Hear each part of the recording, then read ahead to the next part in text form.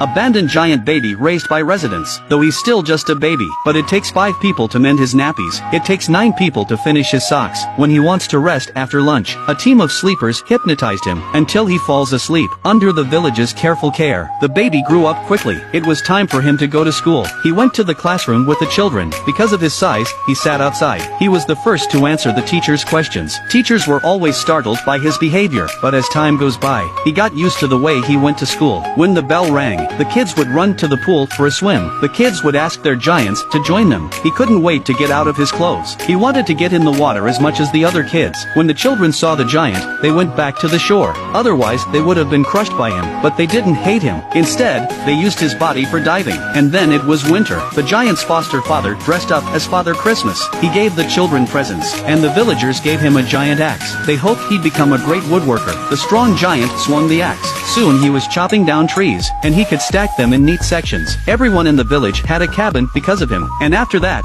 the giant became a carpenter. He went around cutting wood for people. He could do it in a minute. He could do it in a minute. The town got richer and richer because of him. The giant saw that he was no longer needed here, so he decided to go all the way north. He walked alone in the snow. It was so cold that he drilled wood for a fire. Suddenly, he heard a low moan. He lifted the clouds and found a frozen bison. He struck the bison. Then he pushed it over the fire. In a few moments, the bison, as its body thawed out, miraculously came back to life. He licked the man's chin in admiration. The two of them were instantly attracted to each other. They became inseparable partners, and all the tracks they traveled were lakes. The giant saw a piece of land suitable for human habitation. He cut a piece of land forward. Then he diverted the river to a wider channel. And finally, he made his home here with the bison, and they lived happily ever after. The giant wanted to create a better home for mankind. He wanted the villagers downstream to enjoy the river, so he moved the boulders. He dug the riverbed upstream and downstream. They transported wood through the river, but to make the wood flow in more smoothly, the giants relied on the strength of the bison, and straightened the riverbed by plowing it. And now the logs were no longer blocked, could flow straight to the harbor. The economy of the sea became more and more developed. Some merchants came here to do business. One of the merchants brought with him advanced tools. This steam-powered hacksaw. The giant came to work as he always did. He found a man surrounded by his fellow workers. The giant pressed down on his chainsaw. The trembling voice finally became normal. The businessman wants him out of the way. He was demonstrating new technology.